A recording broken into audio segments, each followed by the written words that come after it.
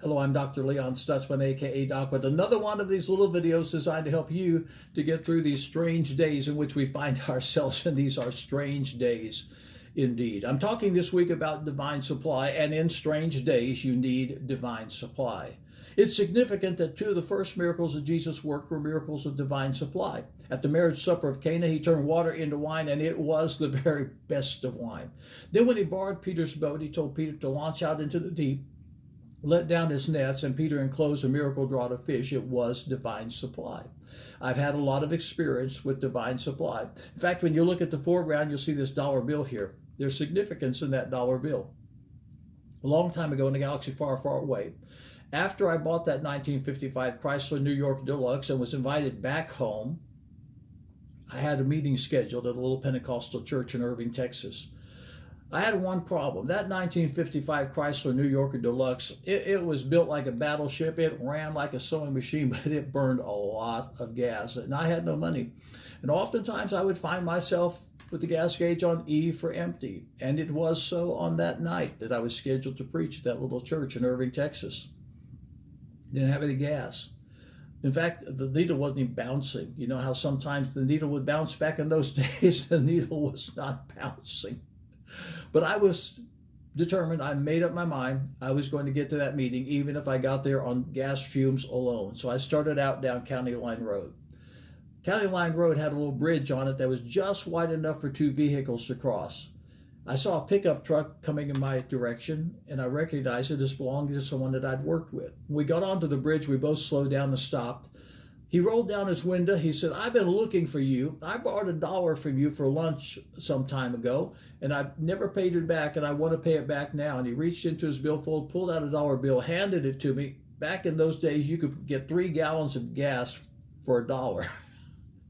I made it to the service station on fumes, put in 3 gallons of gas, went to my meeting. They gave me a $10 offering, and I said Jehovah Jireh. Well, I probably didn't say Jehovah Jireh, because back in those days I really wasn't aware of Jehovah Jireh. But I have learned since that God is a God of divine supply. But if you want to see divine supply manifest in your life, you have to have 3 things. Let me suggest them.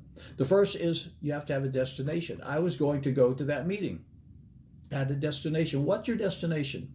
Where are you going in life? Where are you going to be a year from now, 2 years from now, 3 years from now? You say, well, Jesus may come back, and very well he may. But if he doesn't, where are you going to be a year from now? Where are you going to be 5 years from now? Where are you going to be 10 years from now? What's your destination and where you're going in life? If you don't know your destination, I suggest that in these times of pandemic, when people are staying home a little more than they usually do and have more time on their hands, you ought to spend some time determining your destination, which brings me to the second word, and that is determination. I've already said I was determined to get to that meeting. How determined are you to get where you're going? I said to my Bible teacher many, many years ago, after being separated from him for a long while, I said, I really appreciate what you poured into my life in the early days of my ministry, because it made me get to where I am. And he looked at me and laughed. He said, no, we're all pretty sure you were determined you were going to get to where you are. If you want to succeed in life, if you want to experience God's best in life, if you want supernatural supply, you have to live a life of determination. And then you have to delight. I was driving down that little country road. I was delighting myself in the Lord. The gas gauge was on E for empty. It wasn't even moving, but I was delighting myself in the Lord. I've discovered that if you'll delight yourself in the Lord, regardless of the circumstances, regardless of your situation, if you will delight yourself in the Lord, well, the Bible said, delight yourself also in the Lord, and he'll give you the desires of your heart. You don't have to be happy about the circumstances.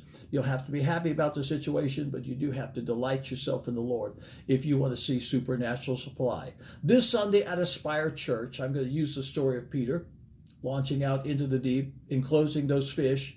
There's some things in that story you need to know if you want to experience supernatural supply in your life. In strange days, you need supernatural supply.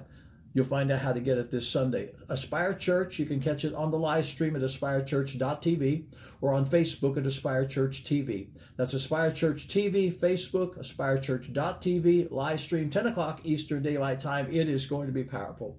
This Friday, I'm going to conclude this little weekly series of messages on supernatural supply. It was something that just happened last week, and it was just a moment of supernatural supply. And I'll show you something about tapping into supernatural supply you probably haven't ever seen before.